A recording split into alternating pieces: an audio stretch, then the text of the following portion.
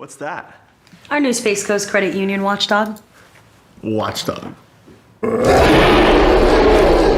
The financial products and services you want, plus the protection you need. Space Coast Credit Union. Your life, your financial watchdog.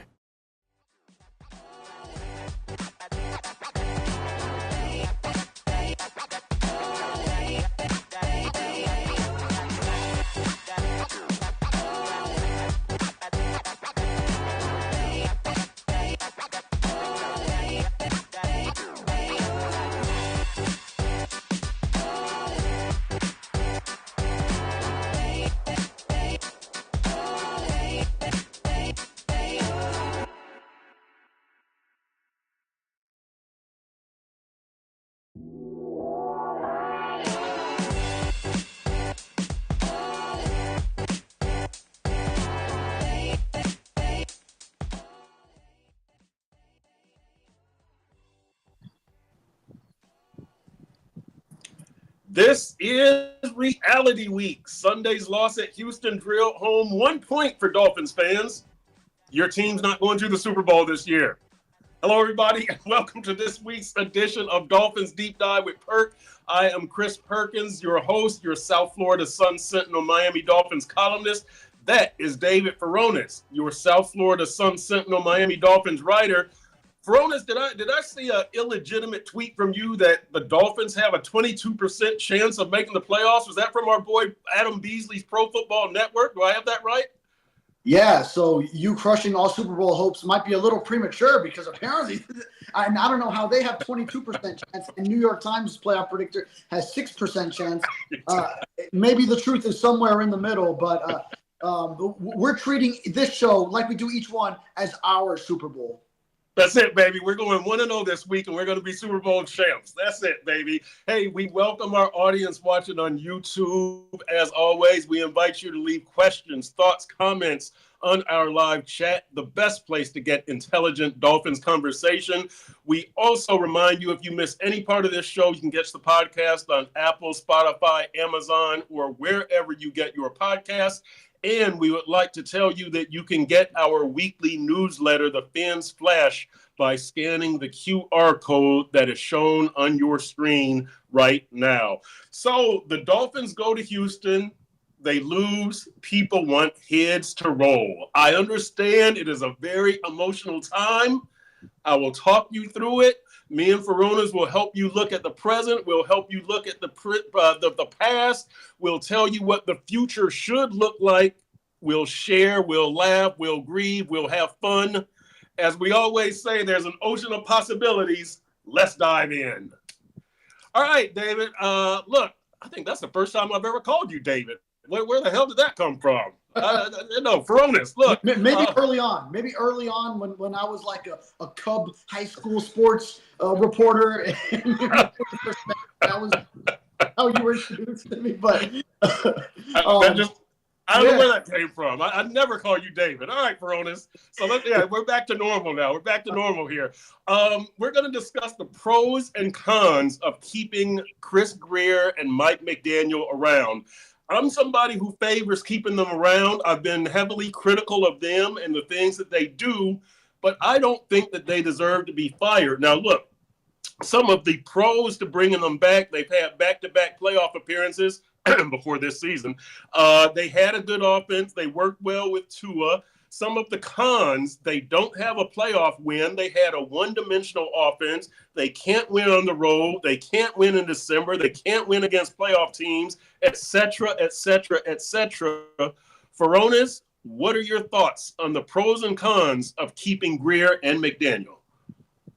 Well, and first, let me start by saying I'm looking at the chat, and a much more mature audience here than the Mike McDaniel press conference stream on YouTube that the Dolphins post up, because I was still in Houston when that was going on. I had a later flight back, so I was checking in on the stream, and every Dolphins fan is like, every other post is fire Grier, fire McDaniel, saying all kind of just berating these and so I do appreciate that our chat is a much more mature fraction of the Dolphins fan base. But as far as McDaniel and Grier go, I'm with you, Perk. I'd run it back. I know we came into the season setting the expectation of a playoff win, and anything less was unacceptable. And I recall us prepping for our 3-man Dolphins deep dive we did in studio before the season. And Dave Hyde brought up the question, and if not, then what happens? And it's a little soft on us to watch a failure to reach expectations and just accept them. But I also never believed in operating in such an ultimatum of win this season or else. I just think you can't make such a sharp 180 from one off season to the next after making such a grand commitment to everything you have here just a few months ago. Contract extensions for Mike McDaniel, Tua, Jalen Waddle, Jalen Ramsey, the added guarantees on the Tyreek Hill contract. This is not me or you or Hyde talking. That was the organization saying, we believe in this core. And if you did, I don't think you throw it all away after a bad few months in which your quarterback missing 4 games had much to do with the shortcomings. So run it back, run this core till the wheels fall off, because you already committed to it so heavily, you can't just fall back now. Then if you have another season where it's more of the same, it's last straw time, and at that point I would want a clean house of coach and GM. They very much work collaboratively, so the blood is on both their hands, because Chris Grier was here for years before McDaniel and could never build this talented of a roster. Now with McDaniel's draw and in part his system, they have acquired talent, but maybe talent which hasn't fit perfectly. With how big a say Mike McDaniel has in personnel decisions, and how he's one he's the one who has to make it all work on the field. He's at fault, but it's also on Grier, because he's supposed to be the adult in the room and make the ultimate decisions and tell his head coach no sometimes. So if he's just making every move McDaniel wants, shoot, I could do that. So both of them either turn it around together or fall together. I don't believe in one without the other whenever this move does take place. Yeah, no, I agree with you there, Furones. And look, as I've said, if they get fired, and I do think that they belong together, I've got them intertwined. I agree with you on that. If they get fired, it's not just because 2024 was disappointing. It's because you had years to correct the things that have held this franchise back, and you have opted not to do it. You knew that this offense was so Tyreek-based. That should have been changed coming into the season. You knew that this run game was not all that it could or should be. That should have been corrected coming into this season. You don't have a power run game. You don't have a short yardage run game. You don't have a goal line run game. You did address and correct tight end. You didn't address, you didn't correct slot receiver. There are still some big deficiencies here on this team. You got older. I agree with this win now philosophy. This rebuild started with let's build through the draft. We've got all these draft picks, and let's do it that way. Then McDaniel comes, and you get Tyreek, and you get Teron, and you're getting Chubb later on in the season. I agree with that go-for-it mentality. I just don't agree with some of the moves that were made during this process. You had to get meaner. You had to get tougher, and you doubled down on the speed. This is a violent, aggressive, just a league that demands power and muscle, and you doubled down on the finesse and the cutesy and the speed. You knew it didn't work. And so that's what concerns me, Furones. Who in that building is going to tell them this has got to change? Is it going to be Steve Ross? Is it going to be Tom Garfinkel? Is it going to be Reggie McKenzie? I don't know that Chris Grier can do it, but if nobody in that building is going to force change, well, yeah, get the broom out. Let's sweep it right now. But you've got to change. You cannot come back and do the same thing.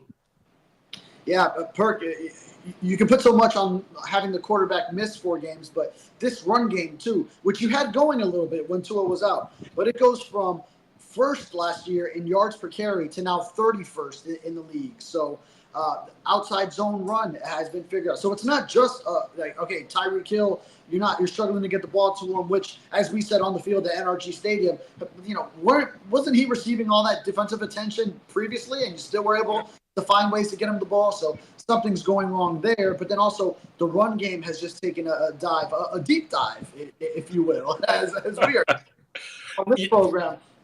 to go from what it was to where it is now. And yeah, I mean, I feel like there's several physical players on this team. I mean, like, I was talking to Rob Jones about the offensive line and maybe why the power run game isn't working. They're so dependent on athleticism and outside zone. And he was saying, no, like, we're some dogs on this offensive line. He was telling me, no, we are some dogs. And Teron Armstead, I believe that when I watched Aaron Brewer run block, I believe that too. And Liam Mike Perkins strides. You haven't had Austin Jackson this year. Kendall Lamb is a dog. Don't get it twisted there. So I do agree with them to an extent. Yeah, you haven't had Alec Ingold, and he helps a lot in the run game. But defensively, you added guys like Jordan Brooks, Anthony Walker, who's a leadership type of guy. Which these guys, they bring a physical presence. We thought we had that here in Miami with David Long before. Mm-hmm. And, he would step up in the physical type of games. He had that dog mentality, but then he didn't fit in the new system under Anthony Weaver. Calais Campbell, you can't say a bad word about him. So it's just mind-boggling how some of this hasn't come together, even if some of these players that were brought in you would feel were the right fit. But Furones, here's my problem, and we're going to get to some comments here in a second. You have to go inside these numbers with the Dolphins. This run game has always been just a bunch of paper cuts, a bunch of big plays, and it's not effective. It's not sustainable. And as I tweeted that, look, you were number 6 in yards last year in rushing with 2308, right?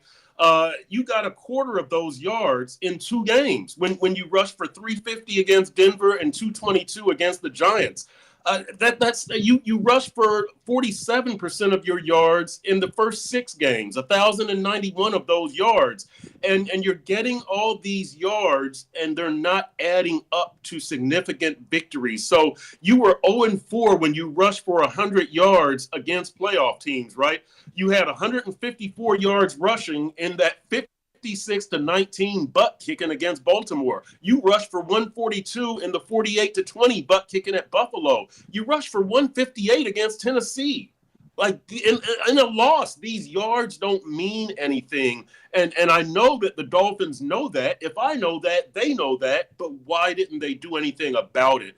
That's why I would fire them, Furones. It's we all know the numbers. The Dolphins know what these numbers mean. They've been inside these numbers, and they opted not to address the concerns that are within these numbers. They were aware, and they ignored it. That's why I would fire them. So it's not this year. It's that you saw these deficiencies. I saw them.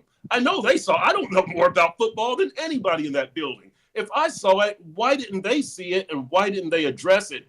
That's why it's malfeasance. It's ineptitude. It's all of this kind of stuff.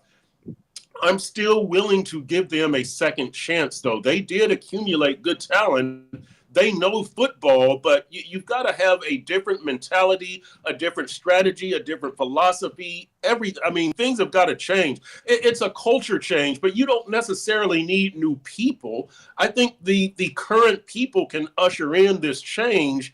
Are they willing to change, or are they too stubborn or hard-headed? That to me is the big thing. Let's get out here Furones, this is the most intelligent place for good Dolphins conversation. It's not that YouTube thing, and people are talking about I need a Mike McDaniel translator. I don't know what the hell he's saying. The crowd has gotten ugly, Furones, on that thing. Wow. Yeah, I rarely have watched it whenever I had to pull it up instead of being there live with the comments on. I don't know why. It just worked out that way where the comments were up as I was listening and typing on my laptop. And boy, I would look down every once in a while. It's brutal. A bit of a circle there. But yeah, I've seen a cut. Twitter or /X. Yeah, and then every now and then, like a Buffalo fan will crash the thing, and he'll get cussed out, and he'll start, getting on the Dolphins fans. But anyway, let's go to our positive stuff here. Peter McDowell, what's up from Toronto? He says, "Is it time for mock drafts, guys? We need some change." I will say this very quickly here: as long as there's a chance for the playoffs, I'm probably going for the playoffs. That means putting Teron back out there. That means putting Bradley Chubb out there when ready. I could not look these other guys in the face, Zach Sealer, Calais Campbell, and say, it was only a 7% playoff chance. We figured, what the hell, we'll just pack it in. I'm still going to go for it. So no, it's not mock draft time, Peter. Not yet. Not yet. Richard Schrock, what's up? Sean Heller, Rob, Shake Money, Raphael Courtwright. Let's see. Comrade says, good evening from a rain-soaked Scotland. Any chance I can move to Florida for some sun? We have abundant sunshine right now. Dana Bice, what's up, everybody? Nick Bangert, pain. This team treats us fans like dirty ex-girlfriends. Let me ask you something based on that, Furones. You know, it's season ticket renewal time. What are the Dolphins to do here? Previously, they're 8-3 and 9-3 at this time of year. I've heard some people saying they're not going to renew their season tickets. We were at dinner with one of them at Adam Beasley's Christmas party, a former Dolphins writer who said he was thinking about not renewing. His family has had tickets for like 30, 40, 50 years. Way to narrow it down there like that. No, I know. No. I mean, at this point, no, don't.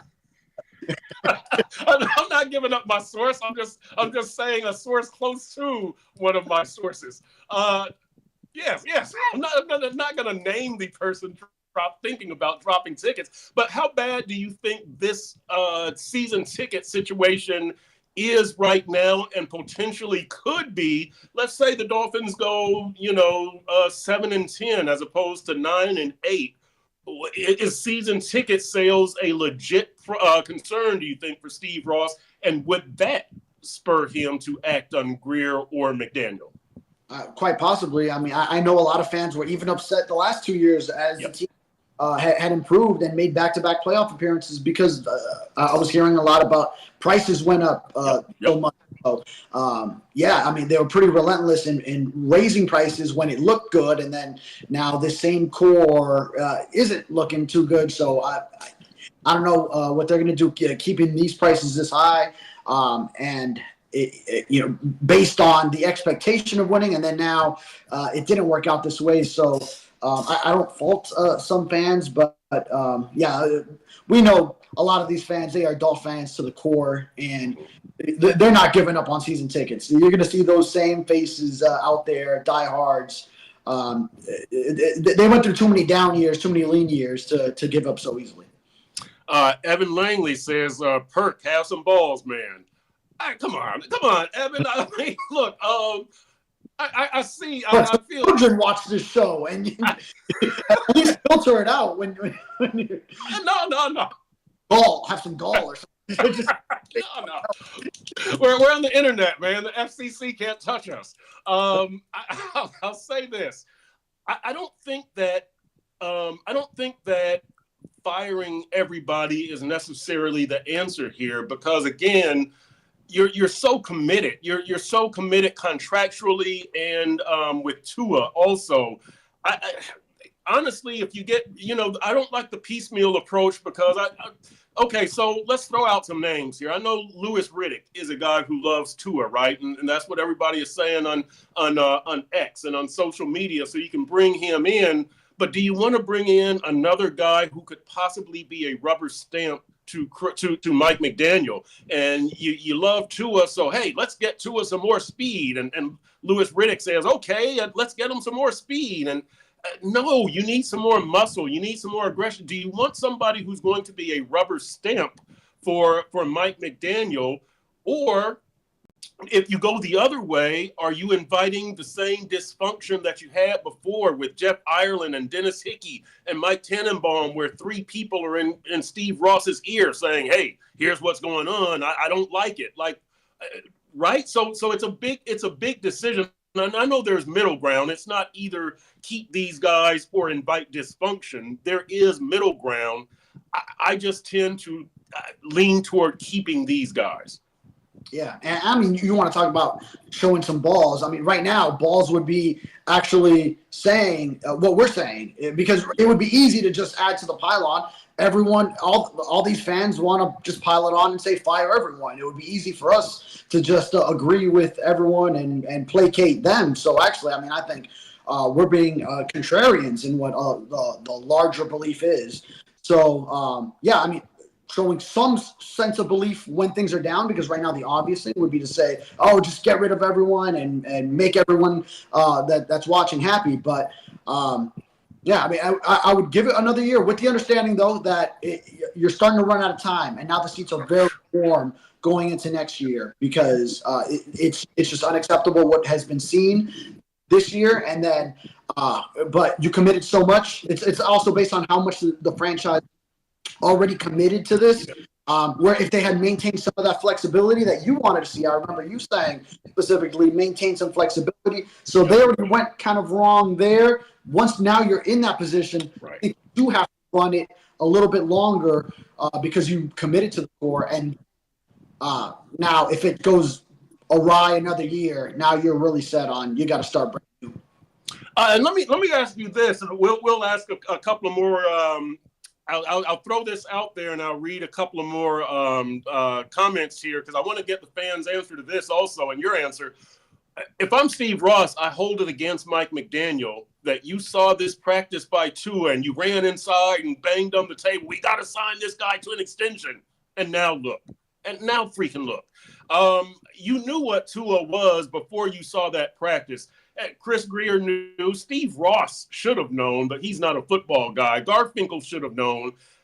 Really? Like one practice and we've got to sign this guy to an extension. It's like, dude, you knew how he performed in big games. He did it again this year. You knew that he was prone to injury. He got hurt again this year. Really? Lock this dude up? That's a fireable offense. That's bad judgment. But I'm going to stay with Mike McDaniel. But fans, is that a fireable offense? You like Mike McDaniel kind of boxed you in.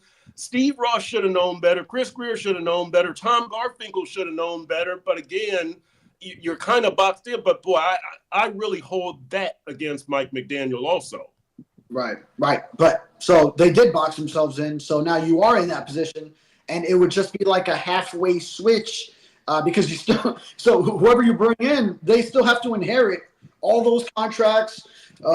Tua for another at least couple of years. I have to recall how the contract works when that first out is. But whoever you bring in probably doesn't want to inherit all that. So you kind of did commit to keeping these two together. And then now so let them go run the course of it. And then if it still fails, then that's when you start brand new clean house with both positions.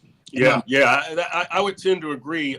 Scott Pro said you just named a lot more cons than pros. You're right, Scott. I did. I know. You're you should have seen me making the list. That wasn't even a complete list. So I'm just using belief. Richard Schrott says it is opposite day. Perk, you're on the right side of the screen. Everything must be opposite today. Yeah, I know. I know. It's hopefully it works out better for me than it did for George Costanza. To you Seinfeld fans, didn't work out that great for George. It did in the beginning. Let's see. Trinity Soundworks, been forever in 4 weeks, but I'm back in the dive. What's up, Dave and Perk? All right, it's yeah, okay. I always say Furones. See, if I see Dave, I think hi. But yeah, it is Dave and Perk here. Let's see here. Raphael Courtwright, bye-bye. McDaniel is 26-22 and 0-2 in the playoffs. Mike McDaniel didn't rebuild this team, but got a talented team. Hella red flag. Yeah, you're right. Nubia Reed, checking in from the UK. What's up? Let's see here. Who else? Chris says, Furones, yes. If Grier's just going to get what the coach wants, why not make McDaniel the coach GM? McDaniel already has too much power, to tell you the truth. I would want somebody, Chris Grier, hopefully, but somebody to offer a contradictory voice. You can't have the coach have this much personnel power. Traditionally, that doesn't work in any sport. Definitely the NFL. So that's why I'm hoping that Chris Grier, tell me if I'm wrong, Furones, that's why I'm hoping Chris Grier will stand up and say, we've got to do this differently, Mike. We can't get more speed. We need more interior offensive line or interior defensive line, right? Am I right? You need Grier to be more of a contradictory voice or more of a voice of oversight. Right, yeah, and as long as he has a true solution in mind. Right. If he's just basically going to do whatever the head coach wants, then that's then he's basically locked himself into that's what he is. But sure, if he has that solution in mind of we need to be more physical, and yeah, you have to work with your coach. Like, can you coach this? Can you work now? And the head coach has to be able to adjust and work to the roster that he has. So it's all kind of moving parts involved in all of this.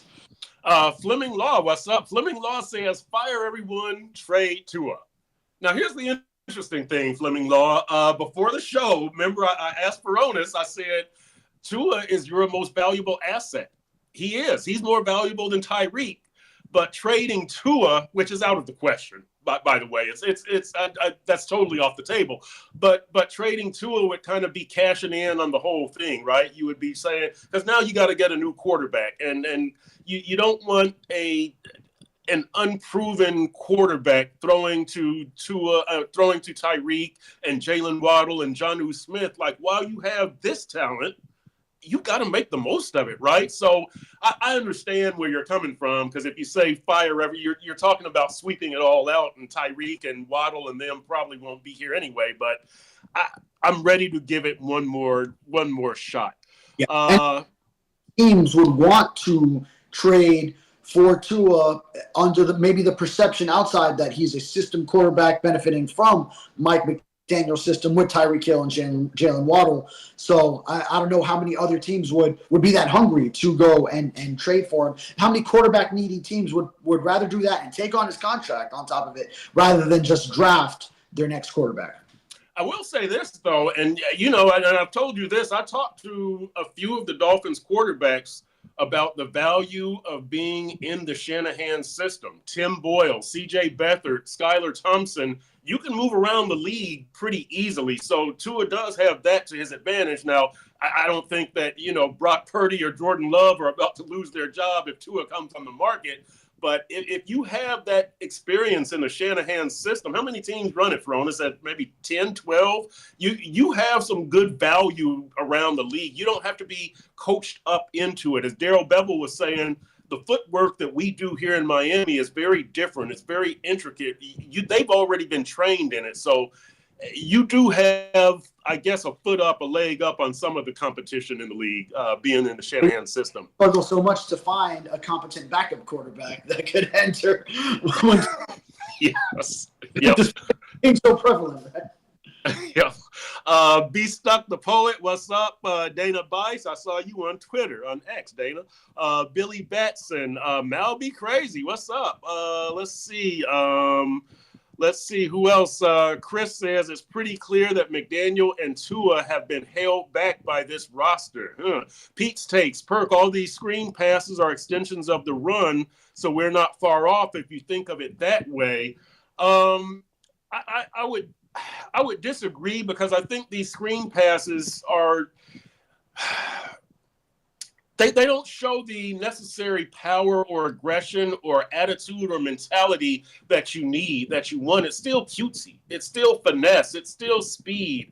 Get some muscle and run it down their damn throats. Impose your will on the other team. Let them know you're going to be here dealing with us all damn day. The Dolphins don't do that. It's just kind of a cutesy, we're going to try to outrun you and outthink you and outcute you. And, the problem, one of the big problems with me is in 2022, defensive teams going against the Dolphins thought they had to defend every blade of grass. And as the seasons have progressed, they found out, no, we just have to stop Tyreek. Like these other guys can't hurt us. And that's kind of where you are now. And so to me, the screen passes, while they were effective for a little while, they still got back to the problem. You're a finesse team. You can't impose your will on anybody. And in situations, goal line, late game, short yardage, 3rd and 1, you need that muscle. You need that aggression. You need that attitude, and you don't have it.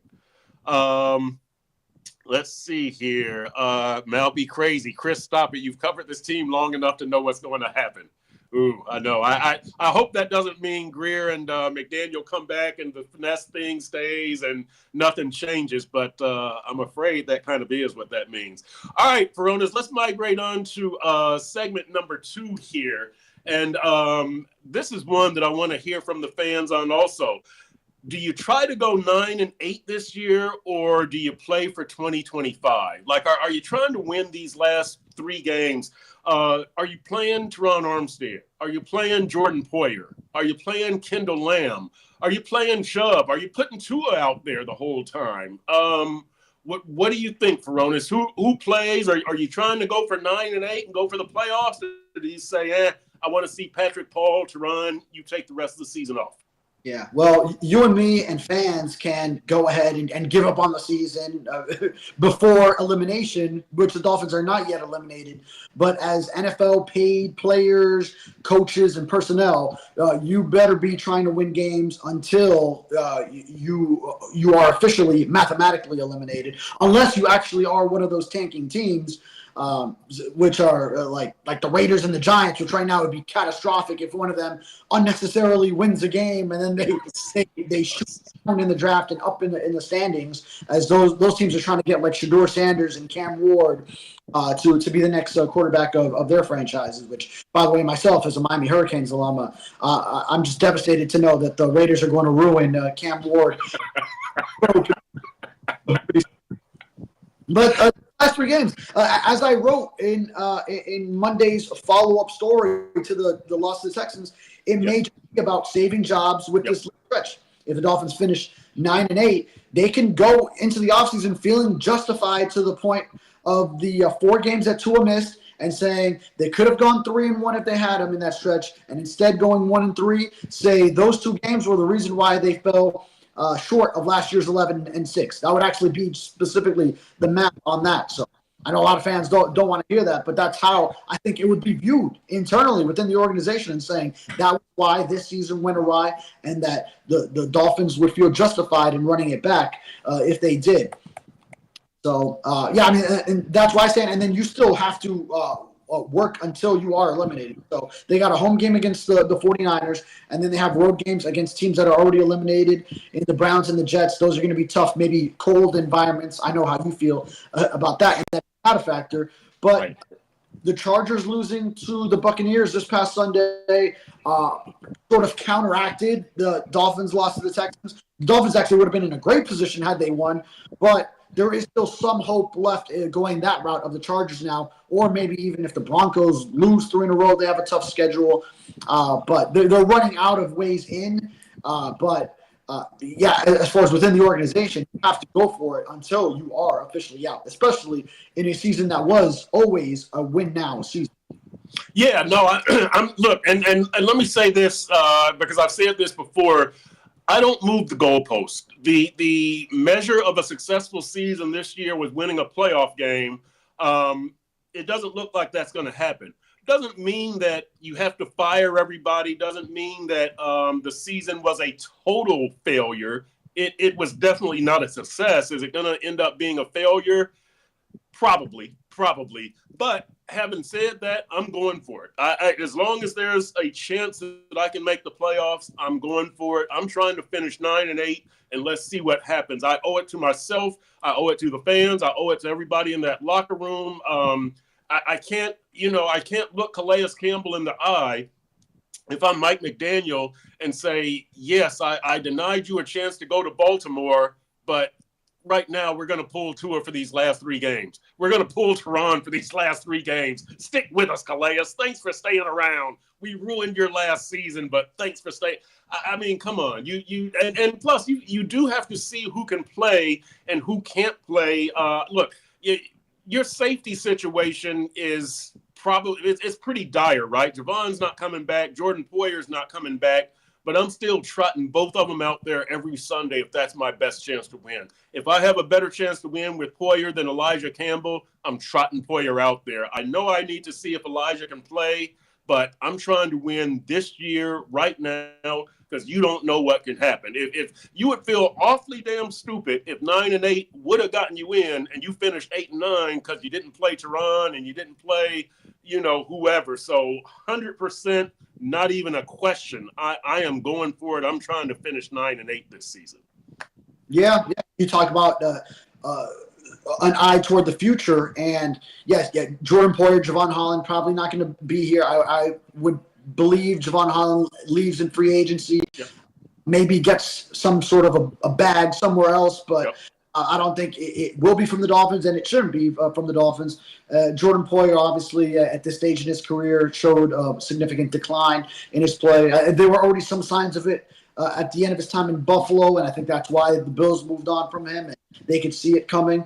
Although Dolphins coaches still talk about how much they like his presence in the secondary. And overall, as a team, the defense still has played well. It's a top 10 unit in various categories. So credit Anthony Weaver. It would be huge if the Dolphins could keep him running the defense, but that's a man who is going to be in a prime position for a head coaching candidacy in the upcoming hiring cycle. When you look at the offensive line, which will need some improvements, but is Teron Armstead coming back? The first half of the season, I thought it was going so well for Armstead health-wise that he might just decide to run it back. But watching him sit on that bench, that Jets game, when he played 5 snaps and he wasn't feeling right, I think he started thinking, just the look on his face showed like he started thinking he can't keep doing this. Considering he was already contemplating a retirement ahead of this year, then you got to wonder what's in his head. And Calais Campbell, same way. I mean, he has shown he can still play and he can still flat out ball. So if it is his last year, I just hate it for him that his return to Miami from where he started college, it couldn't deliver that for him. And aside from that, backup quarterback, again, has to be a top priority. Yes. You need one of the top backup quarterbacks this offseason. So I know the team is strapped for cash. Make sure you invest at that position while maybe trying to find that right bargain elsewhere, like you successfully did at defensive tackle with Campbell and maybe did not in other positions. But, definitely safety, O-line help. And then the changes on the coaching staff, if it's Danny Crossman, a special teams coordinator, you hope to be able to retain Anthony Weaver. And then who does or doesn't stay at several position coaches. We don't need to get so deep into the minutia. Those are a lot of the things I'm looking at in the offseason. But that's after you run it out for the season and try to win the remaining games. Yeah, I don't know if I said what's up to Billy Batson, but what's up, Dolphins Dystopia, NJ Fins 3153, Zo Vegas 75, what's up, Slick Videos, what's going on? Let's see, Cap for Life says, Furones, your boy got paid $250 million and stunk it up again. Tell the Big O I send my love. so let me ask you this, Furones. If if you lose the next 2 games, do you start Tua in that finale against the Jets? Do you trot Snoop Huntley out there to see if he should be your backup for 2025, knowing that Tua might not have, he might not have Kendall Lamb, definitely won't have Austin Jackson, might not have Tehran. Are you putting Tua at risk against Will McDonald and Hassan Reddick? If what would your record be? You'd have 9 losses, right? So you'd be 8-9 going in, or I don't know, 7-9, right? Well, I don't know. If you lose, so if you're saying if they lose the next 2, then at that point you're 6-10. 6-10, yeah. Would you put Tua out there for the finale against the Jets at that point? No, knowing the offensive line and right. What would you do? No, it's at 6-10. No, then now you really have an eye toward next season. You are eliminated at that point easily. I would see no benefit of it. Go ahead and sit him. Then go ahead and sit guys like safety at Poyer. Go ahead and see if you have something in Elijah Campbell at safety or Patrick McMorris, the rookie. Get him in there. Let Jalen Wright go to town carrying the football. And at that point, then you actually do hurt yourself getting a meaningless win. Just go ahead and finish 6-11 at that point. But no spoilers on predictions. But I wouldn't have them losing both of the next two, but it's possible. But considering that the Dolphins do win the games against bad teams, and the 49ers, which we have not mentioned once yet, we didn't expect them to be bad going into the year, but they have been bad, and the Dolphins are at home against them. I would expect that they are not 6-10 going into the finale, but you can't call it out of the question either. Jonathan Dill says at this point, just play the young guys, give them playing time, and let the organization see what they have heading into the draft in 2025. EJ Barrow says Finn's brain trust cannot afford to not play to win. In the final analysis, if you're Steve Ross, is there a difference between finishing 6-10 and 9-8? If 9-8 qualifies you for or the playoffs, 7-10, 6-11, 6-11, right? Yeah. 6-11. Oh yeah. You know what I'm saying? Yeah. Right. Yeah. I mean, I think so because for the point I made earlier is that then he would look at it and say, well, the 4 games to a miss, going 1-3 instead of 3-1, that was the 2-game difference in why they didn't reach 11-6 like last year and just maintain status quo from last year instead they go 9-8. So yeah, that's why I do still see this as possibly some job saving time. And if it's a complete collapse into 6-11, because that's what it would be, a collapse at that point, when you had some positive momentum of 4 wins in 5 games, going into this last one against Houston, still having a shot if you win out, and looking at that schedule, saying it's possible, all that, then yeah, I would categorize it as a collapse, and that would be an indictment on Mike McDaniel losing. He would lose the locker room at that point, because now you're saying, okay, playoff hopes was everything that this roster was invested in, and then once that didn't happen, he couldn't rally the guys to still go out and perform. And I think NFL players as a whole, they know they can't put bad football on tape. I was just watching Hard Knocks AFC North, and that's what they're talking about in the Cleveland Browns locker room, or in their meeting rooms, in their position meetings. Like, you can't, as an NFL player, as a man, you can't go put bad football on tape, because you're auditioning for your job with this team next year. You're auditioning for 31 other teams who may consider bringing you in, and how you finish this year says a lot about your character as a player and the type of player that you are. So, and it's also on Mike McDaniel to still rally his guys to go out there and play. But I don't think they're calling it quits. We heard Kader Kohu say as much just yesterday when he was at the podium in Miami Gardens. Tua Tagovailoa immediately post-game was saying something similar. So these guys get paid at the end of the day. So it's not like college football where, we can't make the playoffs, and we would see like all these teams of years past, once they have one bad loss, it just goes completely awry.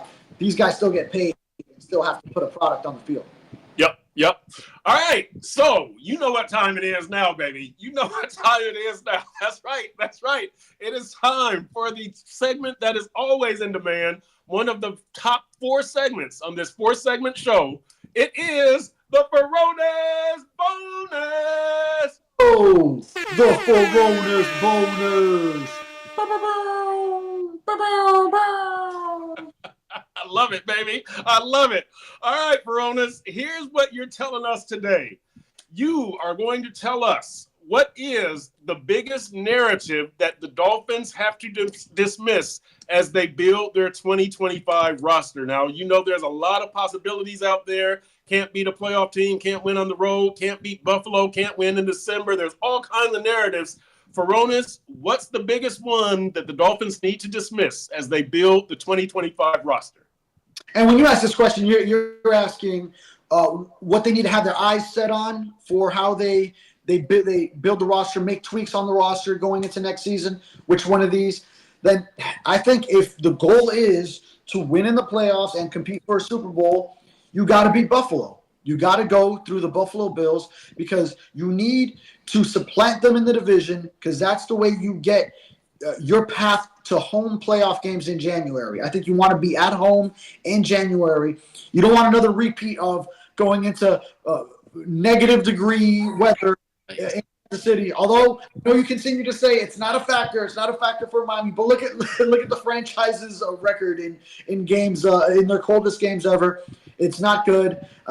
Players, even the ones that come from other places, cold environments, and then move to Miami, their blood starts to accommodate, get accustomed to that South Florida heat. So it's really that simple. You need to beat Buffalo. So get your Josh Allen stoppers the way Pat Riley with the Knicks and the Heat had to get his Jordan stoppers. You need some Josh Allen stoppers. The offense has shown some things in some games. Put up 27 points at Buffalo this past season. I know you blame the offense for that because you think it's a guarantee that you're going to give up 30 points to Josh Allen. Yep. Even though he was held to, it was 14-7. It's going into the fourth quarter, and then he had a special teams touchdown last year in Miami that started to send that Bills game south. But and I don't want to hear that they can't do it because of how great Buffalo is. When just last season they had a 3-game lead with 5 weeks remaining. This same core had a 3-game lead with 5 weeks remaining in the division, and had a home game against the Bills to win that division that they did not go ahead and fulfill. So, this season it didn't go that way. I think if you do bring everything back, then you need to build this roster with sights set on beating the Buffalo Bills. Yeah, I would agree. And there are things within that, Furones. Revo13 says being soft. Nick Bangert says be physical team. Both of those are inherent with beating Buffalo, because one thing that Buffalo does is they boss you around at both lines of scrimmage. Somebody says, how about Tua showing up in big games? Kenna Rankin says that. Kenna, that goes along also. Josh Allen outplays Tua.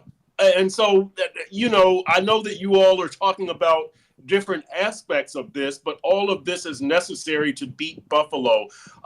Buffalo and every game that they've been up to Highmark Stadium under Mike McDaniel, Buffalo has scored at least 30 points on them. You do that. You've got to go up to Buffalo with the mindset of, we're probably not going to be able to stop Josh Allen, right? He's put 34 on us. He's put 30 on us. He's put 48 on us. He's put 32 on us. We've got to outscore Josh Allen. He's playing at an MVP level. But if you can do these things to beat Buffalo, you did beat them here 21-14, or 21-19, I'm sorry. But you also lost to them here 21-14. You lost to them here 31-10. I mean, Buffalo has beaten you in a variety of places, a variety of ways, playoffs, early season, late season.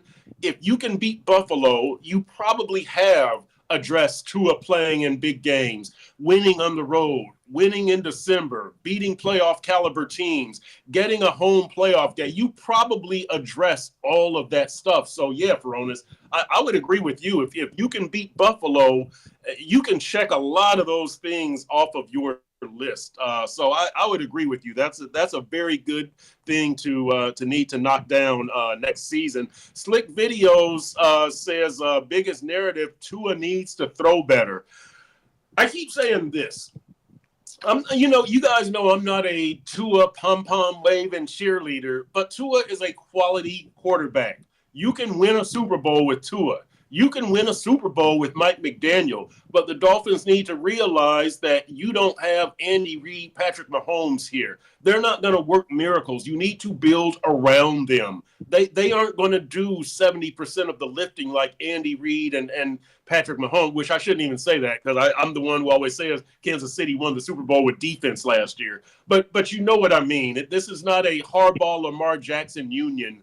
This is probably closer to a Dan Campbell, Jared Goff union that you have here in McDaniel and Tua. And when all I'm saying there is neither of them are Hall of Famers. You can still win a Super Bowl, but build around them.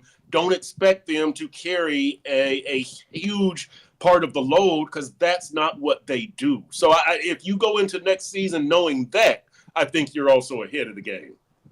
And Perk, you keep bringing up how the Dolphins need to expect to give up 30 points anytime they go into Buffalo. But how about stopping Josh Allen one or twice more so you bring that number down, and then maybe a 27-point output in Buffalo against a good defense. With Tua, who at times has struggled against them, but has had I think 2 good games. Yeah. Yep. Another one serviceable, which was a win, but it was a 21-19 win. But that snow game in Buffalo, he had a good one there. And then also, I am not faulting him for the 30-27 loss. If you say the offense, well, there was a Raheem Mostert fumble, which was a key lost possession, and you were stopping him in the first half. So there were adjustments made where Josh Allen was able to get through. But get some Josh Allen stoppers. I think there were some moves that were made with that idea. Jordan Brooks is a linebacker. Mm-hmm. If Josh Allen is running, he can break down and go get to him. He's a dog. He's physical and can move. And Oklahoma drove Josh Allen, Jordan Brooks, and then I like that you have Brooks on your side there. Where there are a lot of linebackers that actually Josh Allen is running through and falling forward on their tackles with the way he runs. So. Yeah, you do need guys like that. If you can get some stops on Josh Allen and bring that number down that you need to hit for the offense a little bit, that's a way to win too, Perk. It is. Look, you could try to hold Michael Jordan to 25, but good luck. Good luck. All test. No, that's why Pat Riley's Knicks and Heat couldn't get over that hump, and neither could the rest of the East. Right. That's one. The Knicks and Pacers were competing for. The Knicks got through, and then the Magic made it 1 year. But then Jordan came back and his first full season, then he destroyed everyone again, won another three-peat. So that's why it's so tough. Yep. David Laser, always mess up your name, David. I'm sorry. He says, in another awesome DT, control both sides of the line of scrimmage. Yeah, you do have to build that up. Daniel Costa says, what's that? I just want to say one thing on the defense. Remember, you didn't have Bradley Chubb and Jalen Phillips all this year, so that starting edge combination that you were expecting, or not expecting because you knew they were both coming back from serious injury. You haven't had them all year. Jalen Phillips played a few games coming off the Achilles, and then within the first month, tore an ACL. And then now Bradley Chubb is finally working his way back after the long road to recovery from ACL, meniscus, and patellar tendon. In the credit to him for the work that he's put in and still trying to make it back at the end of the season, get that sour taste out of his mouth. If he's able to maybe come back this week and hopefully no setbacks or anything, but then you can have both of them back to start next season, and I think that would be huge for this defense as well, along with a Chop Robinson who you've developed over his rookie season. Yeah, no, I'm glad you brought that up because I put that on X that, yes, you have a decent core coming back for next season. You look at those three on defense, go coach up Mo Kamara, you have Jordan Brooks, you got Jalen Ramsey, Cater, he needs to be back here. Aaron Brewer, Austin Jackson, and look, all of your injured players aren't going to come back at 100% probably, right? Chubb, Phillips, Austin Jackson. This is the second time Austin Jackson has missed significant time in his young career. But here's my point. You need to build this team more in the San Francisco 49ers mold. I know you're not going to have a Kittle and a Debo and a McCaffrey and a Fred Warner and a Trent Williams, but that's kind of what you need to do. You need to be able to win games in different ways. And I'm not saying that your edge rush is going to win you 10 games, but maybe your edge rush is the reason that you beat Buffalo. And maybe that right, and maybe the run defense is the reason that you beat Green Bay. And maybe your passing offense is the reason that you go to Houston and win. You need to have different ways to win against different opponents for different reasons on different weeks. You've got to be more diverse. It can't just be Tua to Tyreek, because once teams stop that, you're dead. You've got to be able to win in multiple ways or make game-changing plays in multiple ways. And I would hope that that's one thing that the Dolphins build toward also as they build this roster out for 2025. Parag Bias says we need a physical wide receiver. Chinzo says Fins are missing a hammer in the backfield. I would agree with that 100%. Let's see a couple of these others here. Raphael's Courtright, I think I'm coming in on something else here. He says we have no Cam Wake on the roster, maybe Calais Campbell. Look, you do have some holes here. It's not a perfect roster, but again, you've got stuff to work with. You've got a starting point. You've got to build through free agency and the draft. But, the other part of this to me is when you talk about this different mindset, this different mentality, it's got to start with free agency, with the draft, with OTAs. You have to teach these guys a more aggressive brand of football. Here's how we're going to handle short yardage. And it's not going to be a damn weak-ass jet sweep. We're coming at somebody. We're going to let them know that we're here. There's times where we're going to control the game with our front four. We're not going to have to trick it up with some blitz, all right? We're coming at them. That's what I want to see this team go toward. But I don't know that Chris Grier and Mike McDaniel are the guys to do it. I hope that they are, but again, you just cannot continue with this finesse, soft, we're going to out-trick them and out-think them and outspeed them. That hasn't worked for 3 seasons. You must change. All right, Furones, we've taken up a lot of the folks' time here. Let's move into our 4th segment, our fearless predictions, baby. Here it goes, Dolphins. Dolphins 49ers on Sunday, 4:25 at Hard Rock Stadium. Who you got? Okay, I have 49ers 20, Dolphins 23. Oh, look at you. Look at you. I like it. Well, yeah, the road team you say first because they're listed first. So You're right. Yeah. Yeah, this is what the Dolphins do. I mean, as bad as this season has been for the Dolphins, I think the 49ers have been worse, especially considering their greater expectations over there and the mounting injuries that they have had. So Christian McCaffrey, we know, won't be available. His backup, Jordan Mason, who was doing a fine job when he was in there, he's also on IR. They don't have defensive tackle Javon Hargrave. I know Trent Williams is hurt, so I think I don't know if he'll be able to come back, but we'll have to check on statuses of a lot of their injuries. I know Hufanga missed some games, but I think at safety, but I think he's back in there. They've had Nick Bosa back, so watch out for him. Deebo Samuel has struggled. They won't have Brandon Ayuk. He's another one that's been lost. So a lot of those guys that you've heard about for all these years that the 49ers have made these deep runs and made Super Bowls and NFC Championship games, they're not around. Or like in Brock Purdy's case, his play has fallen off this year after he was in the running for MVP last season. So I think it's a team that's down. And if you watch that Thursday Night Football game last week against the Rams, the offense just looks awful. So I would expect Anthony Weaver and his boys on defense to be able to hold it down. And Mike McDaniel, he has familiarity over there with what they're doing, what Kyle Shanahan is up to, and he knows what he's looking at when he looks at and when he watches that film, and is as familiar with it as anyone, just running the same system as the former offensive coordinator and run game coordinator there. So, yeah, I do have Mike McDaniel turning the tables on Kyle Shanahan. He lost his first matchup with him.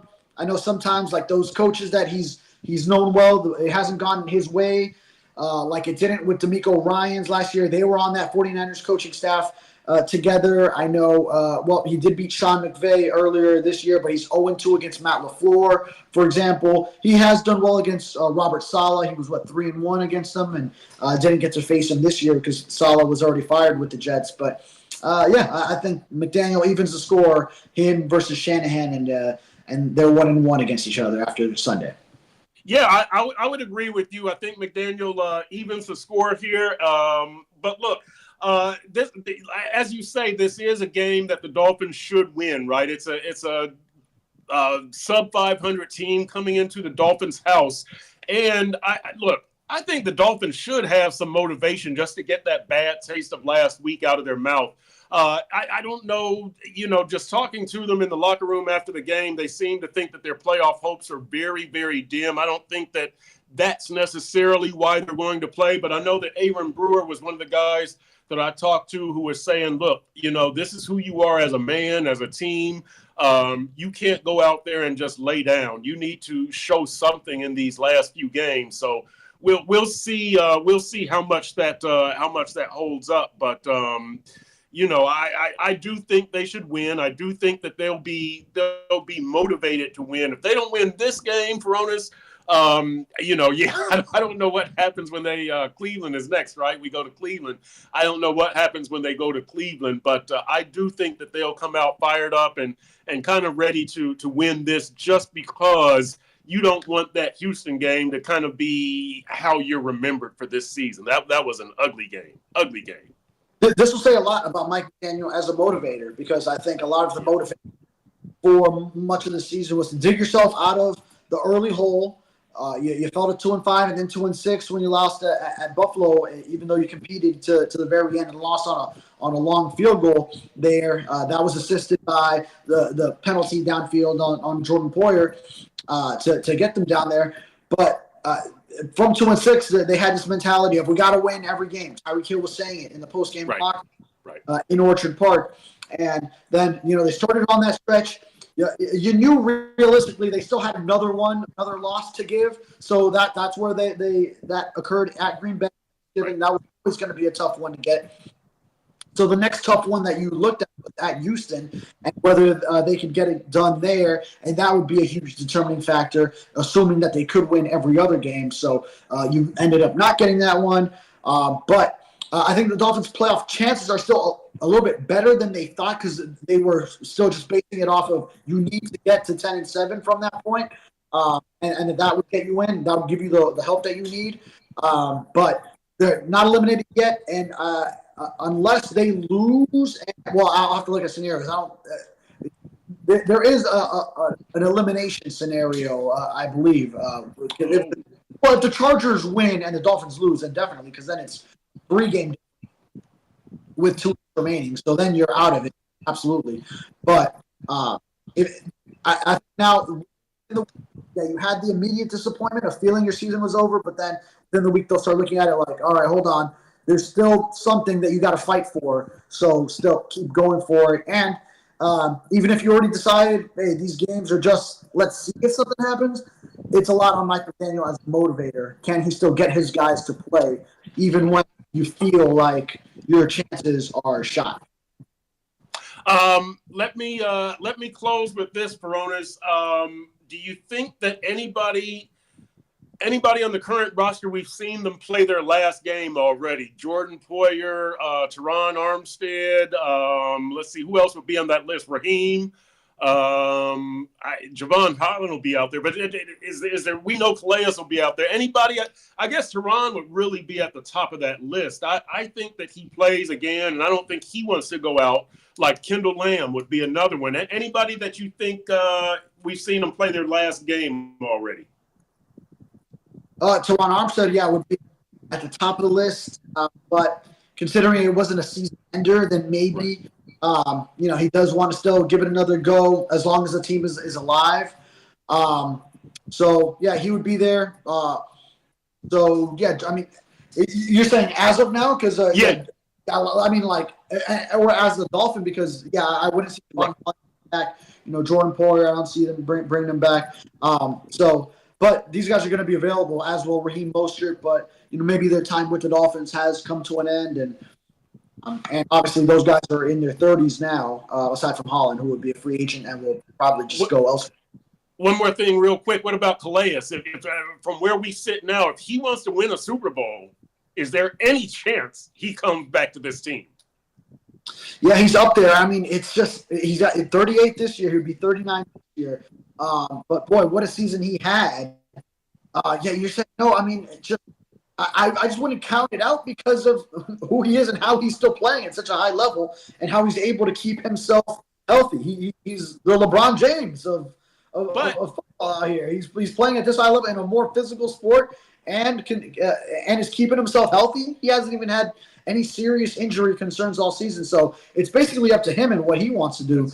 I wrote that story about how he wanted to go out on top, and his sack celebration of doing the bowling with the Jim Jones that the New York Giants did. It was an ode to Michael Strahan and how Strahan went out on top. I will say it was the 06 Giants that started that celebration, and Strahan had to go out on top the next year in that. So I might bring that up to Calais Campbell in a private moment. Because I would selfishly also love to have him back because he's a great guy to deal with and a great locker room guy. So if he does want to come back to the Dolphins, I bet he would be more than welcome to the organization. Oh, of course. I'm just wondering if his goal is to win a Super Bowl, he's got to go elsewhere, right? Yeah. Well, I mean, if this team is still trying to win the Super Bowl, then if he feels like he enjoyed his time in Miami so much that he wants to do it here, commit to winning it here, being such the leader that he was in year one, and be that locker room force to get it done, then maybe. But I mean, obviously, his prospect to go out with a Super Bowl would be better with, say, a return to Baltimore, who was interested in trading for and several other teams, obviously. Yep. All right, Furones, that's going to wrap it up. Hopefully, we come back next week and this team is 7-8, because if not, it is probably going to be a mock draft show. So. Well, I think Hyde is up on the rotation, so that'll be you two. Oh, that's true. That's a good point. All right. An even worse show ahead of the regular season finale, which would be a meaningless one in that scenario. That's right. Well, maybe we'll get a remote Furones bonus for next week. We'll see. All right. So that's it for this week. I'm Chris Perkins. That is David Furones. You are watching Dolphins Deep Dive with Perk on SunSentinel.com.